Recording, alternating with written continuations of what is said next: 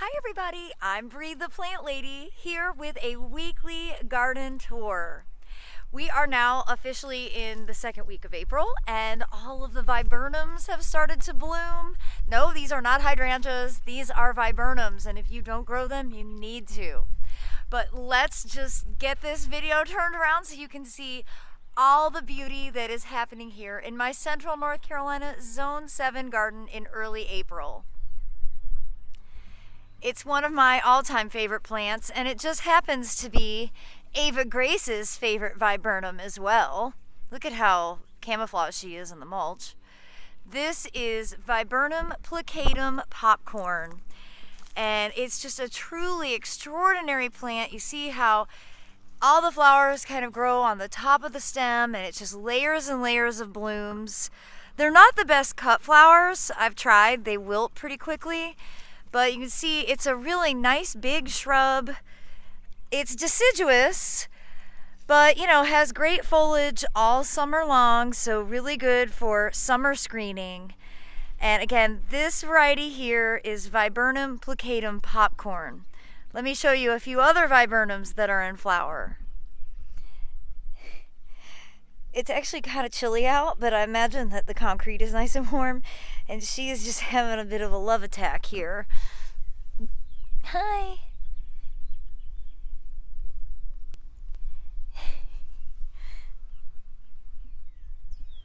So blooming here is the giant snowball viburnum, Viburnum macrocephalum, and you can see the flowers are significantly larger compared to popcorn over there. And I just adore these because of the lime green flowers that eventually turn kind of creamy white. And I love it against the Carolina blue sky. This is a significantly larger sort of tree. All these have been in the ground 11 years. Now, if I irrigated this border more, I'm sure they would grow a bit faster or taller. But I think this is kind of the perfect size for this side front property border screen. Now in front of it, this hasn't started to bloom yet, but this is another Viburnum plicatum that actually has pink flowers.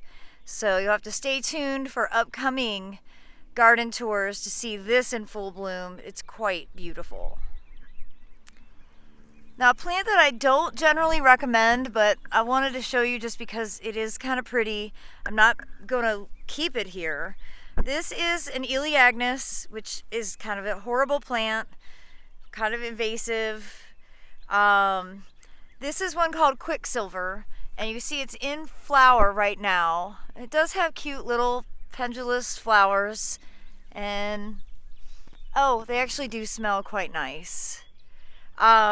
This, however, has really big thorns. I grew this to be a foliage accent for my wedding 10 years ago.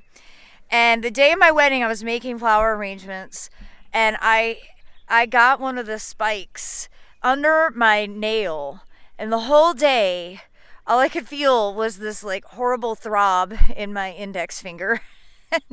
So, not the greatest memory to have, but it does have really remarkable silverbacks. I definitely prefer Croton alabamensis, a native plant, over Elaeagnus, but I just wanted to show you this because it's in bloom and because its days are numbered. I'm going to cut this down and, I'm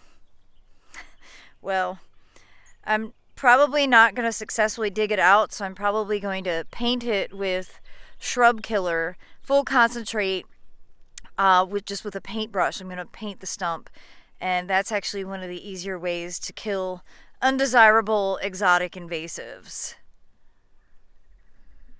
So just to give you some perspective, that shrub border divides the two properties, and we have our first guest at the Carolina Garden Retreat. My good friend Katie Eltzer-Peters is up from Wilmington, and hopefully she has enjoyed her stay. So out here at the driveway beds, an area I don't show very often, I've got lots of Lychnis. You can also see mixed into that Lychnis is fire ant mound. I don't know whether they're active. Yep, they are there. I need to start dealing with fire ants yet again. The kitten just went into the culvert. But you can see the phlox subulata is in its full glory right now. I love phlox. I haven't gotten it to successfully grow in a lot of places here because we're so wet, but out here, driveway adjacent, it does really well.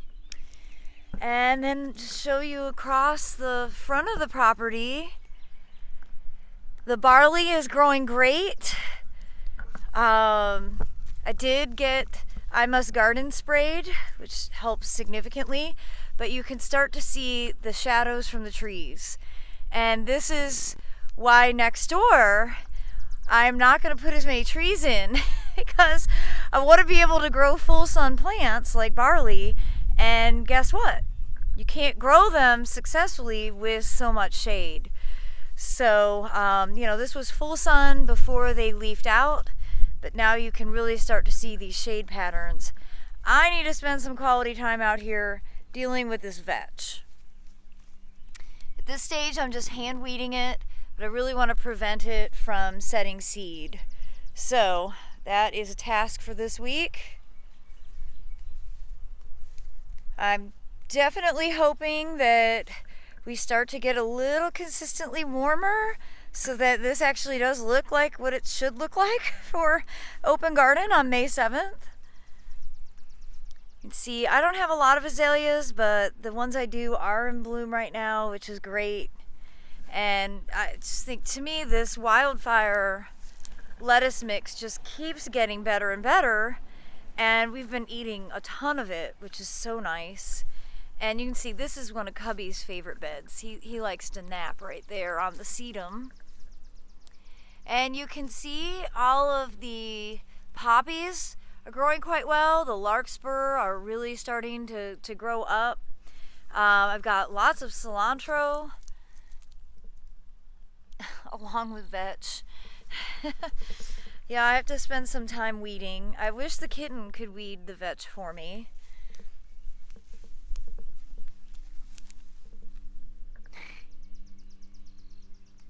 She's not interested.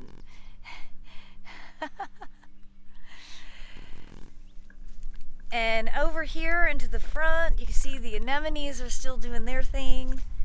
I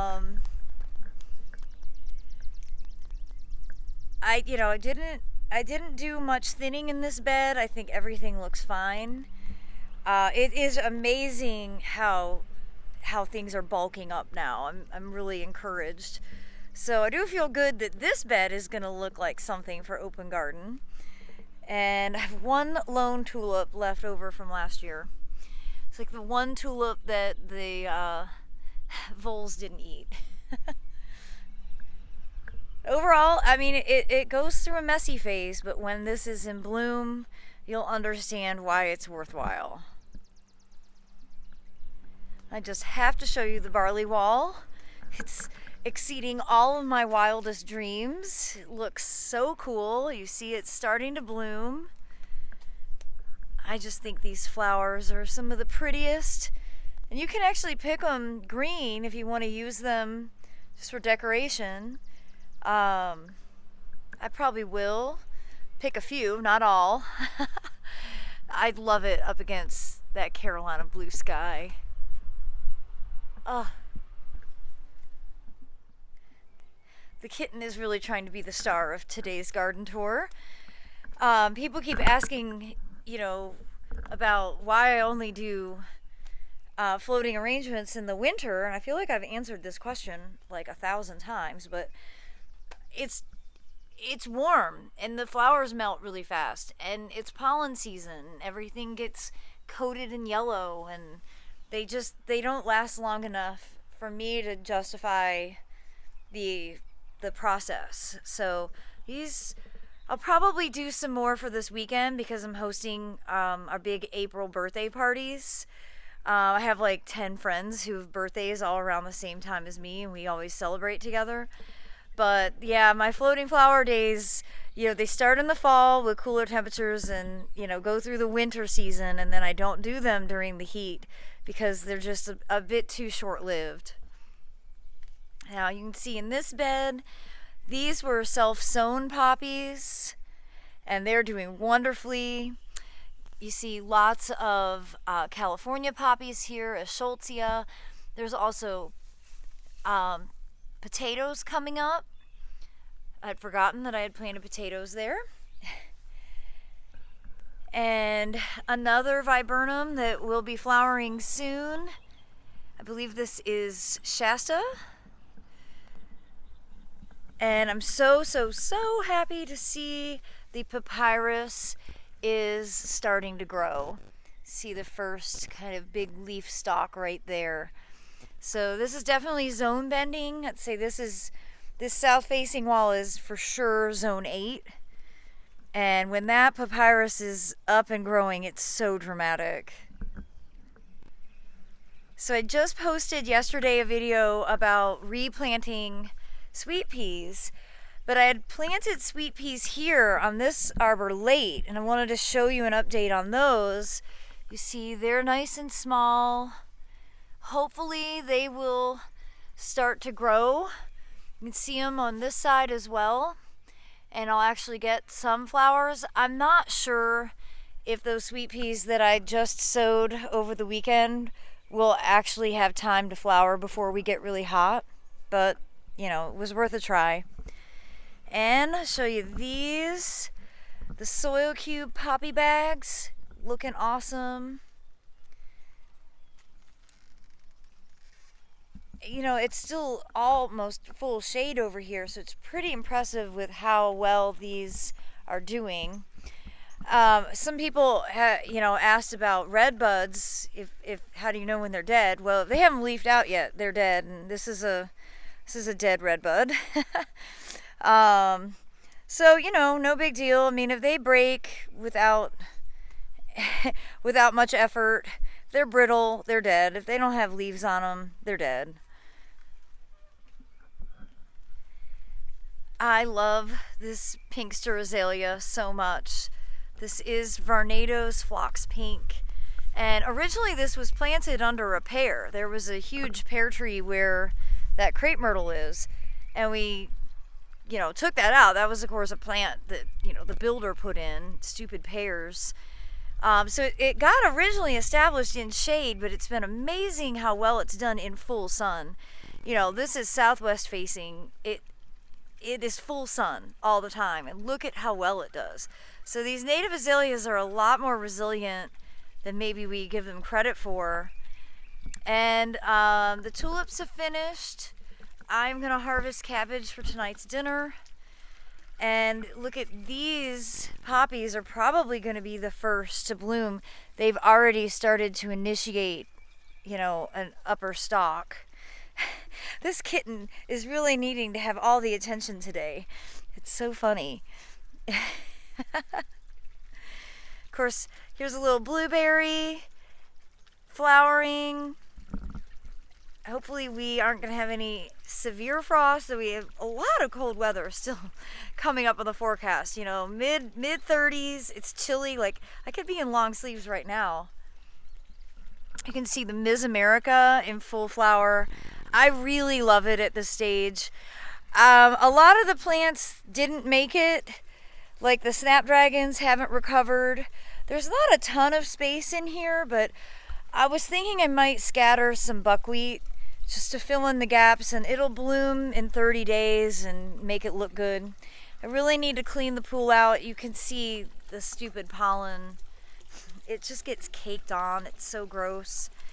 Everything is just covered in yellow dust. That's predominantly pine pollen, but also oaks are in full swing right now, and that's actually what's causing all of the allergies. The pine pollen's too big for you to breathe in, but the oaks, there's a number of back there, this is not the time to have your windows open. Now, I cleaned up here. This is where I did the new sowing of sweet peas. So we'll see. Show you the tower that Aiden and I planted a few weeks ago. These broccolis are growing quite well. And an update on the peanuts. Nothing has germinated. Sunflowers. The small sunflowers were the first to germinate. but I see the large sunflowers, this is from the bird seed pack, are germinating. And the longleaf rice is not growing at all, which I didn't expect. That was from the grocery store. But my rice is starting to germinate. So good to know. I know that the rice from the grocery store doesn't grow. I just wanted to show you guys in a video to make sure you understand that you have to buy rice that's intended for growing, not for eating. And this week I have a couple other things that I wanted to show you. I'm gonna plant some real ginger. I bought this from the grocery store about 6 weeks ago. You see it's starting to initiate growth. And I also bought a container of turmeric, and I'm gonna go ahead and plant these. I soaked these in water for about 12 hours, and I'm gonna get these planted this week. So far, none of the dahlias are showing any new growth, but again, we've been really chilly, really shockingly chilly. And the last round of broccoli that Aiden and I did a few weeks ago have all germinated, and today I will get these fertilized for the first time. These are the broccoli rabe, which is why I sowed them more densely, because they don't really form a head. And these will get planted out in the garden sometime this week. So stay tuned for some more videos. Now I was hoping to replant the succulent table for Saturday's birthday party, but the forecast is too cold. I'm leaving the succulents in the shed at least for another week. We still have 36, 37 degrees in the forecast, and that's just not what tender succulents want to live in. As we make our way across here, you can see that the powder blue blueberries are in full bloom now. They are so pretty. They are covered in bees. It's really exciting times. I just love this variety so much, and I was really pleased. I saw this in Tallahassee, and I know that it does really well here. So this is a variety that will grow for a wide range of people. And of course, lots of strawberries in bloom. And the grains are doing wonderfully. Maybe Ava Grace will show off her donut holing in the barley, because this is definitely where she likes to sit. You see, this barley in this pot is also just starting to flower now. She's like, Mom grows that for me. And this barley is also starting to bloom. This was the first barley to be planted. And you could see it's smaller seed heads. This was actually some that I collected from my garden last year, whereas this barley is one that I bought from Hancock Seeds. Well, there's no doubt this is the time of year where I start to freak out because I'm so behind on everything, and I have a lot to do in the greenhouse, and I have a ton of seeds to sow. I have not sown any of my warm season vegetables yet. It still feels a little cold, but I know that it is starting to be the time, so look for videos on that. I do need to come out with BT because you can see what's happening here. Cabbage worms, here it is. Sorry if this grosses you out, but I just squish them. Here's another one. So yeah, time to take action, otherwise they'll eat all of my broccoli. They eat it so fast. Again, everything is just, wow. Plants and weeds are growing really, really quickly at this time of year. Gotta get off the computer and spend some more time out in the garden. Some pretty woodland scenes, the trilliums in bloom. Cute little azalea I think that's called Wolfpack Red, even though it's clearly pink. And of course my favorite, heritage camellia, Roma resorta, continuing to flower. That is just such a beautiful bloom. Update from Chris and Prudy's. I haven't seen them in like 3 weeks, and I've got to fix that this week. Look at how big Prudy's poppies are. You can see they're definitely starting to stretch. And I have a bunch of broccoli to plant over here. And over here into Chris's bed, you see the cover crops are doing really well. There's some weeding that needs to be done. Of course, the kitten acts like it's all hers. And wow, everything's looking great. Look at all the potatoes that are growing. I actually have some onions to plant here. And there are peas. There are peas growing. So we just have, some open space here. This is actually where the carrots were sown, but you see they don't take up a lot of ground planes, so there's some weeding that needs to be done. So we'll get on that this week. Of course, the barley, or I think this was actually spring wheat, is looking great. You see, when you cover crop, you don't have the weed pressure. So you see there's very few weeds growing in here where the wheat is or where the daikon radish have been sown. So cover crops are really your best friends as far as reducing your amount of work, particularly if you have a bed that's not being planted and you're not actively growing in it. Cover cropping is the best way to prevent it from getting overrun. You guys, this kitten is really ham-boning it up today. She is going to be celebrating her 2nd birthday in a few weeks. She was definitely the shining light of the pandemic for me. She loves grains. I'm counting down the days until I can get these giant Vicarii ligustrums out of here. I'm so excited to break ground. This side, all these poppies are doing really well. Again, I've just left the cattle fence panels in. So at this stage, I don't want to damage the poppies. And you can see the larkspur is really starting to expand and grow. I have no doubt these areas are going to be really pretty for the open garden. The elephant garlic has grown a lot. It'll be really interesting to see if this is ready to be harvested at the same time as all of the other garlics.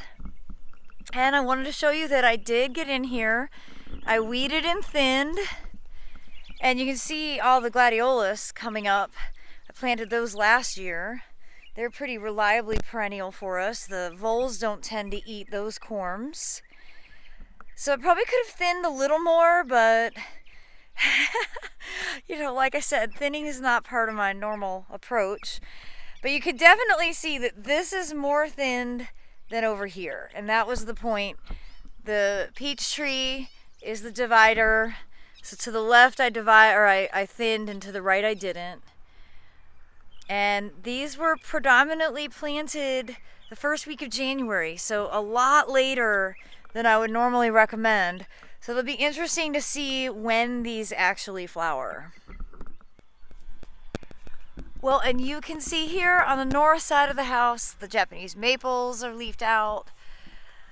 the redbud, whitebud show is just about finished, and they are already starting to leaf out. The last of the camellia flowers are opening. And I have a bunch of deciduous azaleas on this side, which this one's in bloom. I forget the name. But it sure is pretty, and it smells delightful.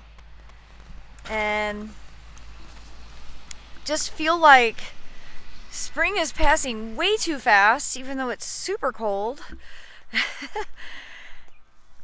Don Egoff definitely in the final days of its bloom. But Declaration is flowering, and this, I think I have this right. I think this is Lilac Sunday, which didn't bloom very well this year. But Declaration is in full flower. I might have these reversed. I'm not sure. And of course you see Jack's behind it. And my very sad Excel, 2 flowers. They're super fragrant. You can see a fair amount of new growth on the bottom. and a lot of new growth down here from the roots. So my plan is to actually cut that entire thing down, but I have to wait until I have my mist system up and running, and I'm gonna try and propagate all of this healthy new growth just in case the plant dies. I don't know of any other sources for it now, and this is a lilac that just has brought me so much joy over the last decade, and I don't want to garden without it. It actually smells like a lilac should smell, and for 10 years it's done quite well here in my Zone 7 garden. I'm blaming myself for not keeping it watered well enough, because this Yoshino cryptomeria that it's planted adjacent to is really the water hog. And I'd like to cut down this Yoshino cryptomeria because all the other plants in here would just do so well if it wasn't there. So maybe that'll be a project this year. I hope you've enjoyed today's weekly garden tour. It's always a pleasure to show you around the garden and see how much everything changes from week to week, especially now that we are in the throes of April with the days getting longer and in theory getting warmer, even though the forecast is not reflecting that. Well, I'm wishing you all the best, and I look forward to sharing another update next week. Thanks so much for watching, everybody.